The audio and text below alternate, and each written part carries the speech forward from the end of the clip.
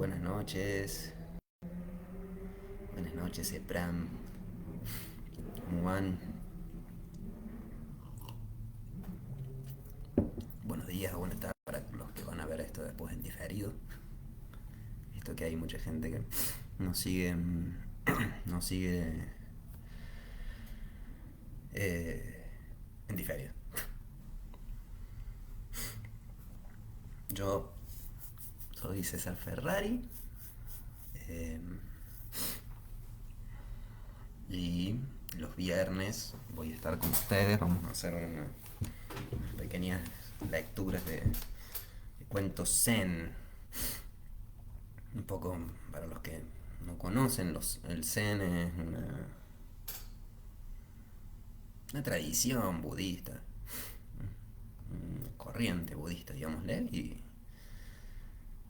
y parte de sus enseñanzas las hacen a través de cuentos, a través de relatos o de historias, como para transmitir un poco las prácticas, un poco las creencias en sí.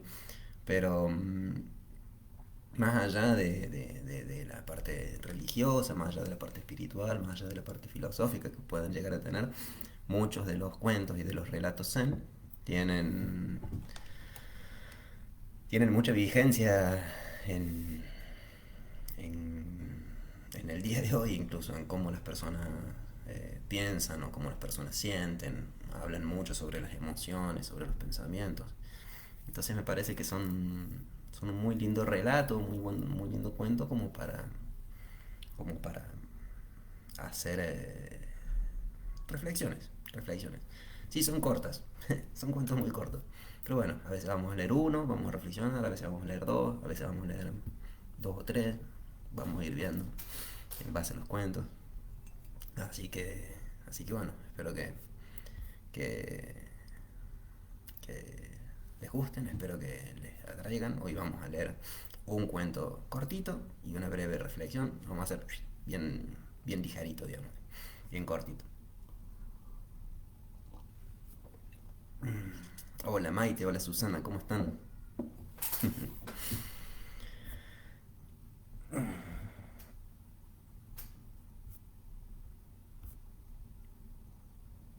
Un poco, perdón, sobre esto.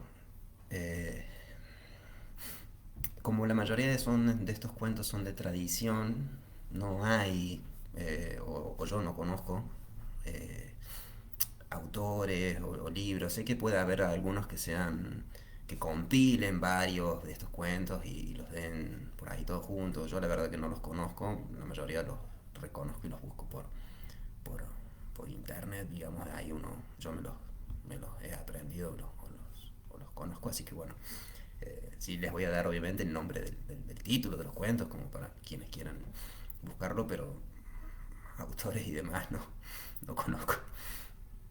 Así que bueno, vamos con el cuento de hoy.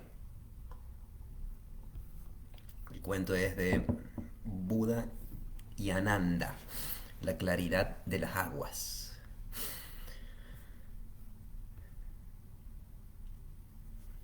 Dice así.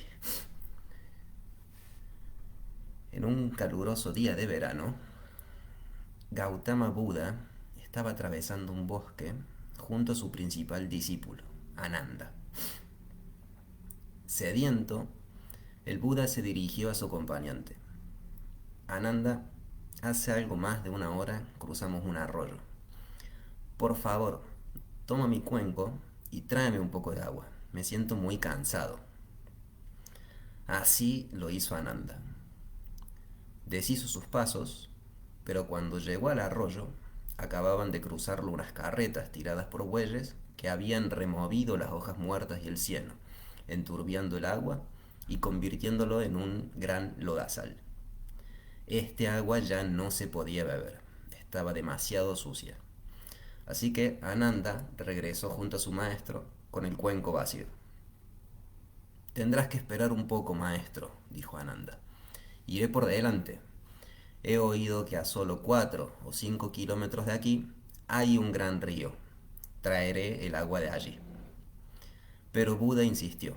Regresa y tráeme el agua de ese arroyo. Ananda quedó perplejo. No podía entender la insistencia, pero si su maestro le solicitaba, él, como discípulo, debía obedecer. Así que volvió a tomar el cuenco en sus manos y se dispuso a iniciar el camino de regreso al arroyo. Buda le dijo antes de partir: no regreses si el agua sigue estando sucia. No hagas nada. No te metas en el arroyo. Simplemente siéntate en la orilla en silencio y observa.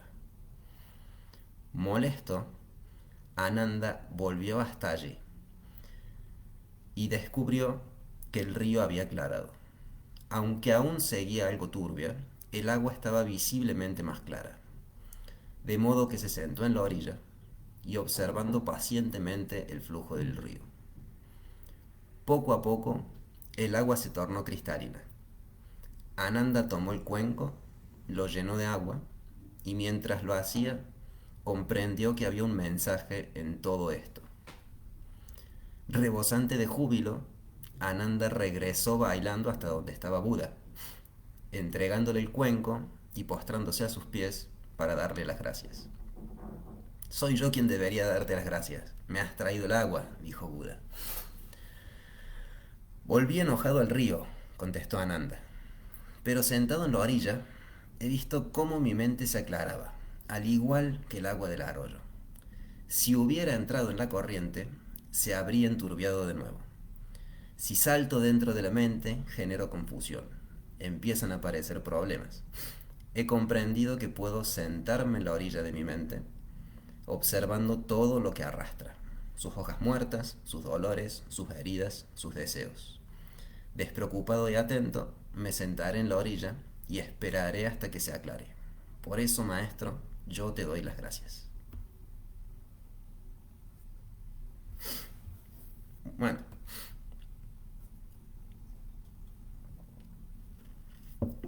hola Clara, hola María Teresa, ¿cómo están?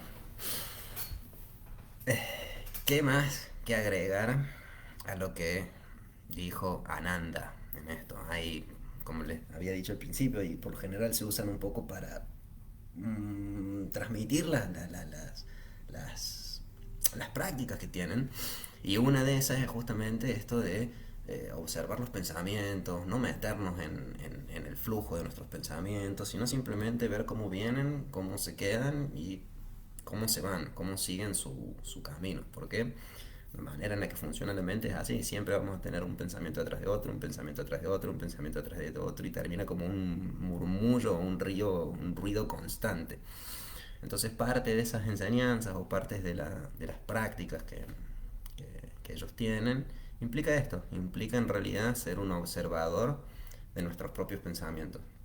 Implica el hecho de poder no aferrarse a cada uno de estos pensamientos que vienen, sino sin juzgarlos, sin cuestionarlos, sin decir si es bueno o es malo, simplemente observar cómo viene y observar cómo también se va a ir. Un poco ese fue el aprendizaje de Ananda, digamos. Hoy quizás la, la metáfora del río no sería tan usada. Uno podría decir que los pensamientos sean como una calle muy transitada. Uno puede subirse a un auto, subirse a un colectivo, por ejemplo, y escuchar todo el murmullo de esa misma calle. O es como Facebook. Uno va haciendo el scroll, va bajando entre noticias, entra en una publicación y de repente se nos abren mil maneras más mil noticias más, mil fotos más, y de repente estamos llenos de un montón de información, un montón de ideas. Bueno, lo mismo pasa con los pensamientos. Uno a veces entra por una idea y de repente esa idea te lleva a otra idea, que te lleva a otra idea, que te lleva a otra idea, y al final cuando nos dimos cuenta que nos perdimos en ese río, que nos perdimos en ese flujo de ideas, ya pasó demasiado tiempo.